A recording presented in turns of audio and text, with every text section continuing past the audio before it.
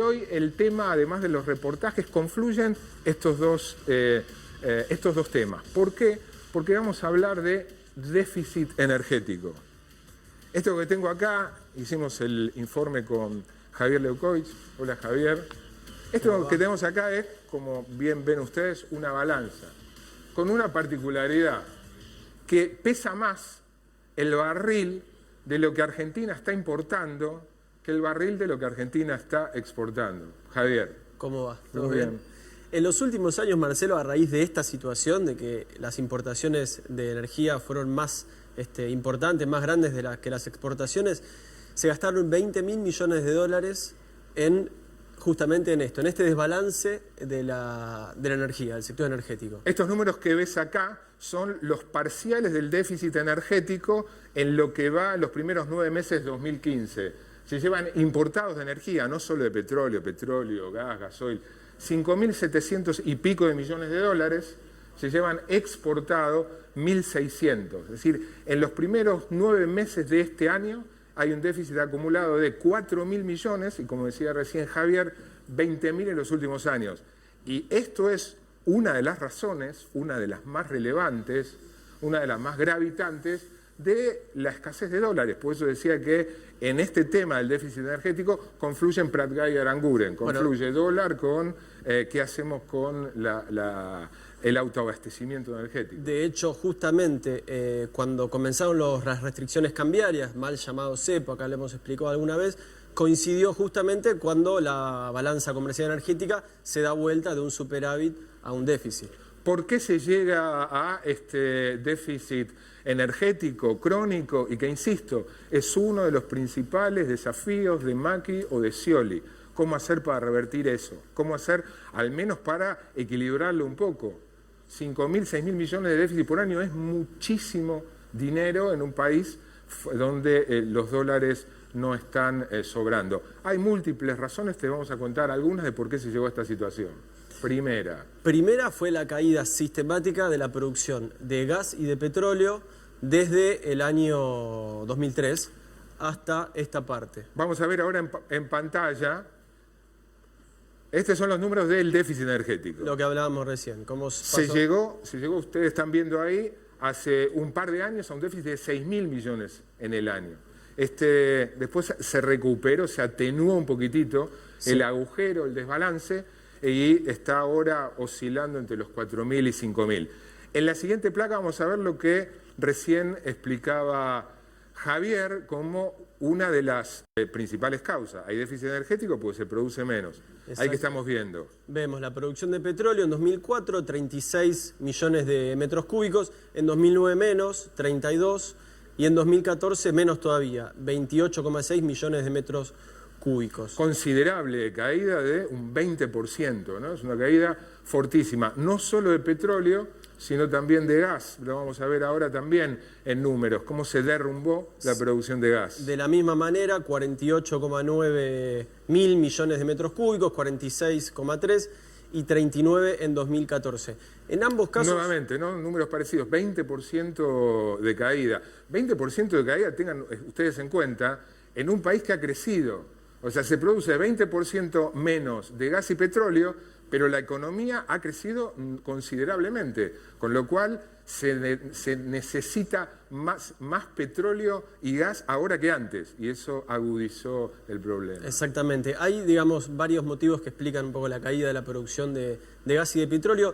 El primero de ellos, hay relativo consenso, es una cuestión de precios. En todos estos años, al menos hasta la expropiación de YPF, hasta 2012, el gobierno optó por pagarle a las empresas petroleras que extraen los hidrocarburos menos que el precio, digamos, un valor por debajo del precio internacional. Eso permitió que las tarifas para nosotros, para los usuarios residenciales y también para la industria fueran bajas. Lo que el gobierno dice incrementó la competitividad y también el salario de bolsillo. La contracara de eso fue que las empresas tomaron una actitud depredadora. Es decir, dejaron de invertir para explorar y solamente se dedicaron a extraer lo que ya tenían a mano, digamos. Y en el tema, además en el tema déficit energético, es indisimulable la importancia del error que tuvo el gobierno hasta que lo corrigió. El gran error en materia, uno de los grandes errores en materia energética, es el intento de nacionalización con el grupo Eskenazi de YPF, que se pagó la empresa con las ganancias que iba obteniendo, poniendo muy poco dinero, con lo cual la empresa no tenía dinero para reinvertir. Y esto explica en parte la caída en la producción de petróleo. Después corrigieron reestatizando absolutamente la empresa y aumentó, de hecho YPF es la única que viene aumentando. También hay déficit energético por esto que estamos viendo ahí.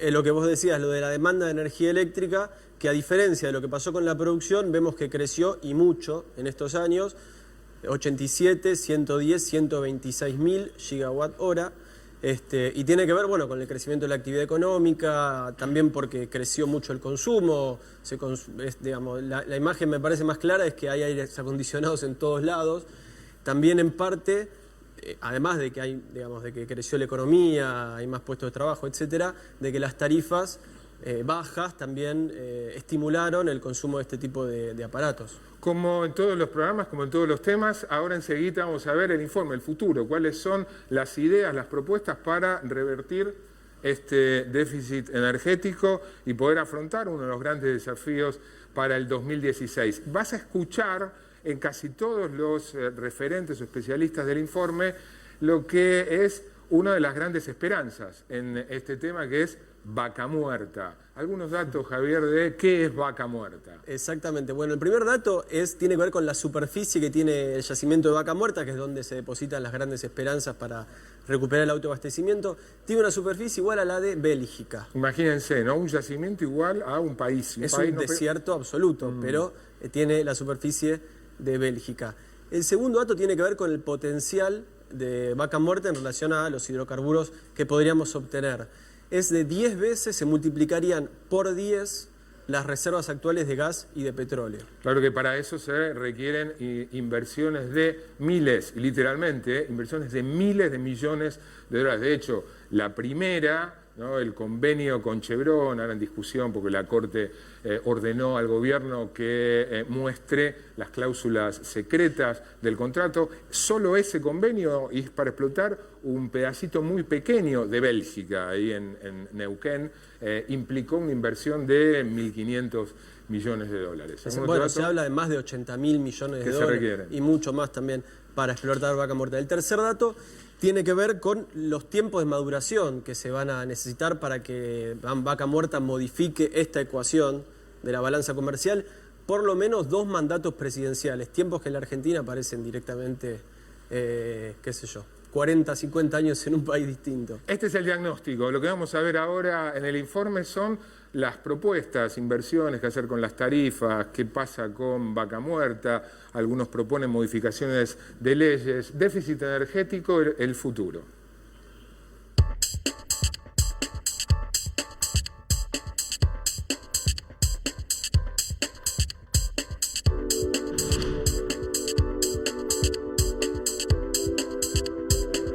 Creo que la apuesta que se está haciendo desde YPF, una YPF con fuerte control estatal, para explotar los yacimientos no convencionales, pero sin descuidar los yacimientos convencionales y la promesa que tiene el offshore, o sea, la explotación de la exploración de la plataforma energética marítima argentina, es un camino. Pero eso debe ser complementado con otras medidas. No solo una YPF fuertemente controlada por el Estado, sino también la posibilidad que desde el Estado se fijen reglas y sanciones al sector privado, que en este momento es un actor muy importante en el sector hidrocarburífero argentino.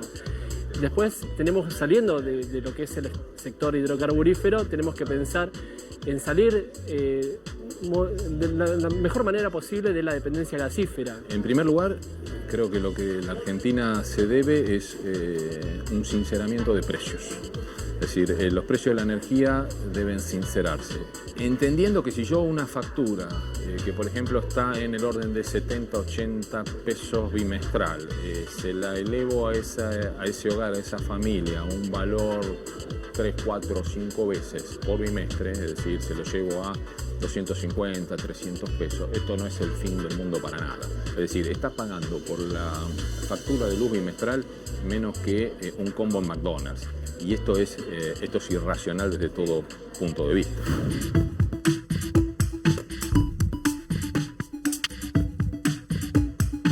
Se necesita primero generar las condiciones para que vengan las inversiones, digamos. Se necesitan grandes inversiones. En ese sentido, el rol de YPF es fundamental, por eso fue muy importante la recuperación de YPF.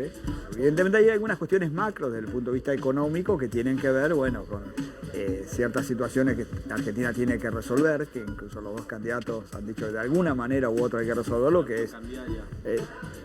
la cuestión cambiaría la cuestión con los fondos buitres, digamos, que hay que limita a la posibilidad de que muchas de las empresas, digamos, del sector puedan venir aquí, ¿no? Conseguir inversiones es un tema macroeconómico, pero también hay que hacer nuevamente los contratos, ¿no? Revisar los contratos que se cayeron en el año 2002 después de la crisis económica con las empresas contratistas, fijar nuevas reglas de juego que sean claras. En el campo de los hidrocarburos es necesario revisar la ley de hidrocarburos que hizo el año pasado el gobierno que se está yendo y hacer otra que sea consensuada por las demás fuerzas políticas, con la industria, con los sindicatos, de manera que sea una ley que permita pensar que se va a respetar independientemente del gobierno de turno, ¿no? Porque las inversiones en el sector petrolero requieren de décadas, no de periodos de 4 años. Vaca Muerta necesita tiempo, básicamente. Necesita tiempo, además de inversión y tecnología para aprovechar su potencial. Pero aún así no sabemos bien cuál es su potencial real. Estos recursos hay que transformarlos en reservas y para esto se necesita tiempo. YPF lo viene haciendo bien, liderando ese sector. Es importante que el sector privado lo acompañe. Pero como decía, Vaca Muerta no es la solución a toda la ecuación energética, sino que es necesario acompañarla en un abanico de medidas que van desde la diversificación de la matriz energética para salir de la dependencia del gas a seguir apoyando el sector nuclear, el sector hidroeléctrico, como se viene haciendo.